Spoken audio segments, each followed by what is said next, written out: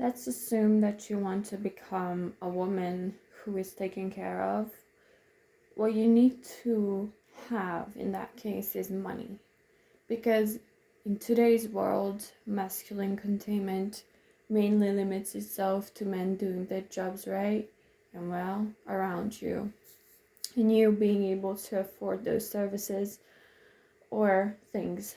Now, because we live in a fragmented society where capitalism makes individualism permanent and economically influential, the men who you surround yourself with usually, and in most cases, are regular people with regular day-to-day jobs.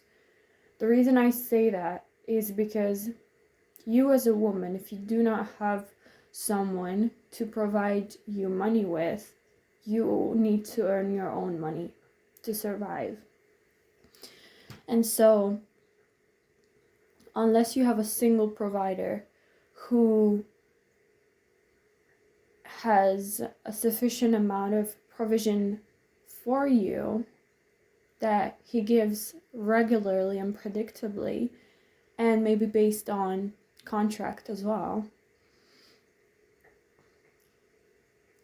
the only way for you to be taken care of is if you take care of yourself as a woman. That is in most cases, at least. And in the West, because I am from Central Europe / Eastern Europe. I have no experience personally.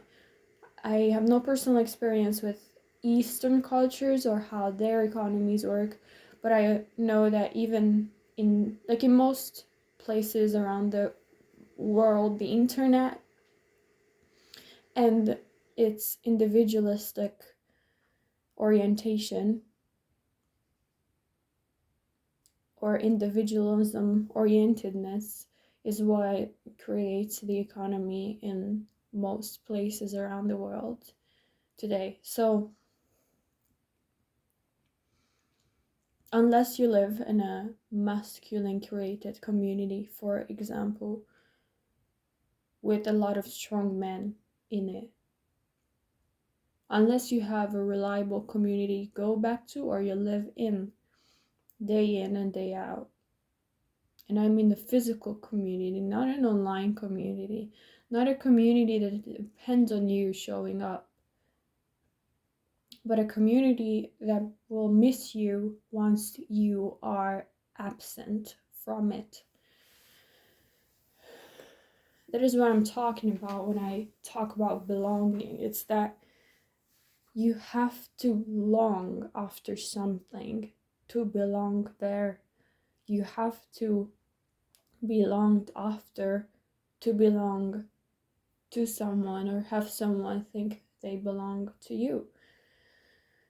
So if you have not built up this belonging in your life yet, that is what I'm talking about when I talk about money, is that money is a free tool in a way that you can exchange or use in any scenario or in any life situation.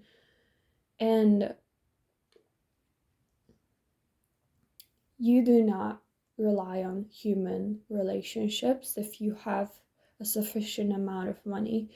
But the reason why many wealthy people say your net worth is your net worth is because the more people you know, who you trust, who also trust you, who you have established relationships, almost like in a physical community, but the relationship is very intentional in those cases, the more you can kind of call those people up in any severe circumstance so that you can fall back on them instead of just your financial capacity, for example. Because money, after all, is just a tool of exchange of human labor and human effort, essentially. human products. So let's assume that you do have a certain amount of money that you receive every month.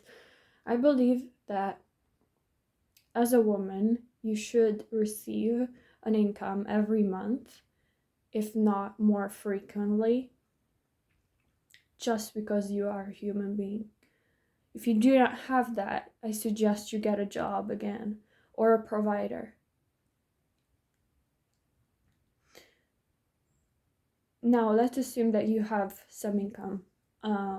What you can do is save, but you need to calculate how you save, what you save on, without purchasing things impulsively.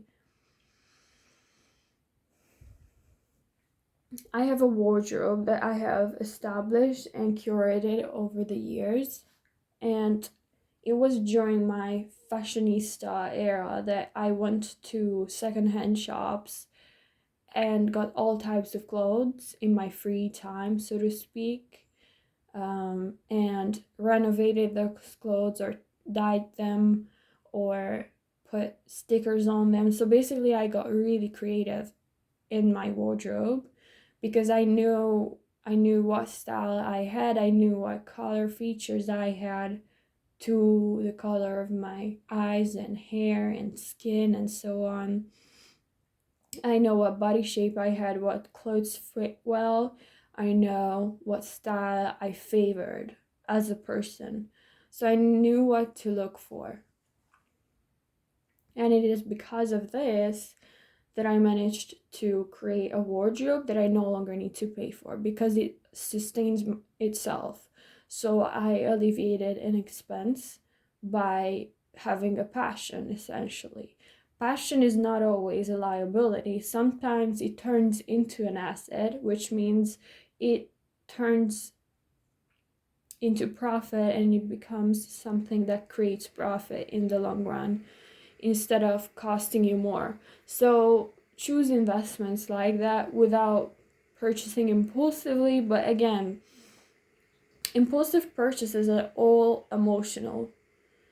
What I mean by this is, regardless of what you purchase and why, most purchases we make are impulsive in that they are emotional. Everything that we purchase is based on a decision that is emotional. What differentiates this from emotional impulsive purchases is that impulsive purchases are more like in the moment, and they are made more in the moment without thinking about long-term consequences. I am the type of person who, before she buys anything, if I am, not in a life or death situation, I like to sleep on the purchase, so to speak, so I can kind of wind down and have the impulse go away if it needs to, or if it can, because my money and my time are limited and my resources will be spent on things that really matter to me, not on my emotions alone. So this also has to do with your identity. The higher your self-esteem and the more self-control you have, the more your identity are tied to high self-esteem and high self-control.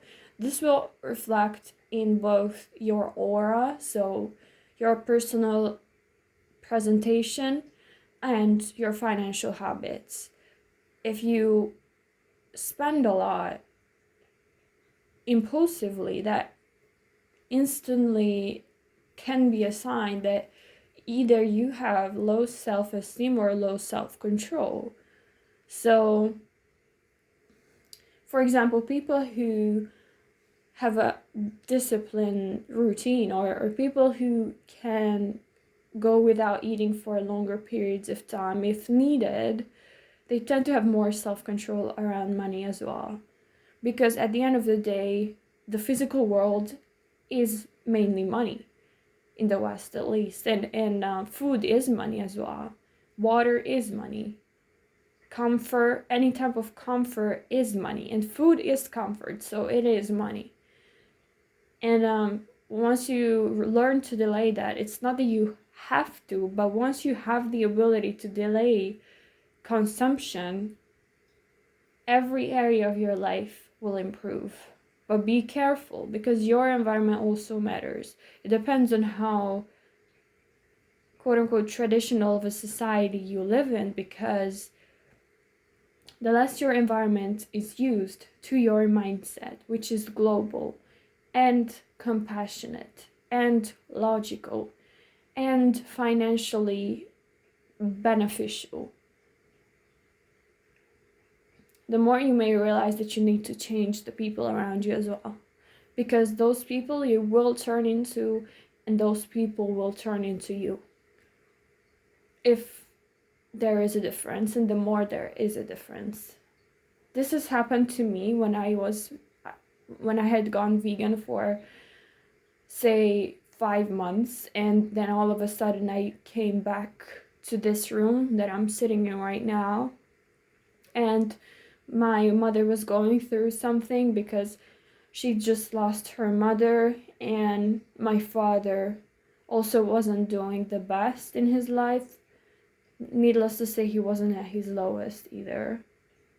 So my mother was really weak, but insensitive at the same time, and desensitized in general, while I was sensitized to the, joys of life.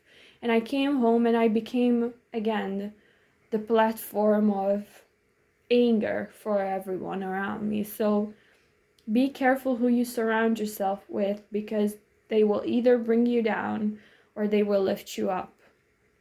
Or both, actually. But you want to be really careful with who you let you bring you down. Sorry, who you let to bring you down. So that's one thing. Provision. I remember I had been fasting for a day just a year ago or so, and this happened to me multiple times, actually, on multiple days. And what I remember was I had been fasting for more than like 20 hours or something, and I came across something that was out in public that was food. And each time I was really grateful for God, because he showed me his presence and his provision, even though he didn't have to. While at the same time, I put myself in the position of getting myself in the proximity and the vicinity of these foods.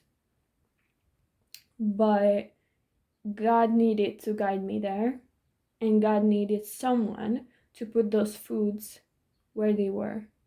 So basically, I knew at that moment that God had been real, and it was like, before I came across those foods, I knew that I was going to be met with those foods, because I had been thinking about them in a way, either visually, or I was thinking about their name, or I was, kind of salivating after such foods like biscuits or grapes, and I met those in real life. Anyway, it is written in the Bible that you need not be worried about running out of food, because you will always have food as long as God has a purpose with you. This is just written in scripture, and I wholeheartedly believe that this is true. It is also written in the Bible, sticking with the topic of food, that if you are not at home, you should not be eating meat at all. Meaning you should be on a vegan or vegetarian diet as long as you do not have a home. This really struck me, because I was positively disappointed because I realized that I had indeed been doing the wrong thing all my life, which is eating meat where I did not belong, and where I never felt safe, you know? The reason why eating meat can be risky is because meat in and of itself is acidifying to the body. It can contain things that your body digests differently than just plant-based foods. For example, meat can contain hormones that you cannot really, deal with if you do not have a safe place to deal with those emotions and things like that. And a person who is empty cannot be held onto. So this is why fasting also works in a lot of cases. It's because you cannot attach to something that is not there. You cannot have strongholds over something that is not even there.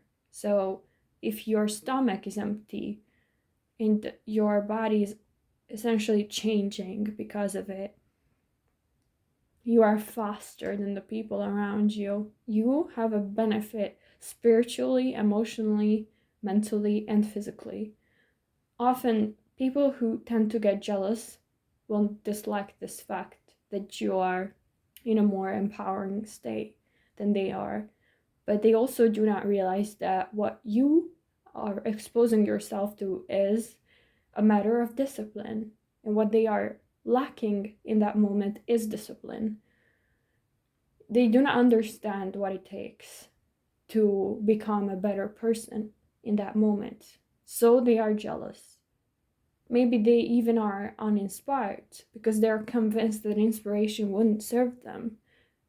So if you come across people like that, don't be surprised that you have to enforce boundaries. But how you enforce those boundaries also matters, because when we are hungry, when we are empty, we tend to make different choices in different ways. We tend to speak more aggressively in a way if we're not careful, to be assertive instead, and only assertive and kind, but firm at the same time. We tend to be more agitated, and we tend to be less patient. We tend to be more emotional and more intense. So be careful of those things, but in general,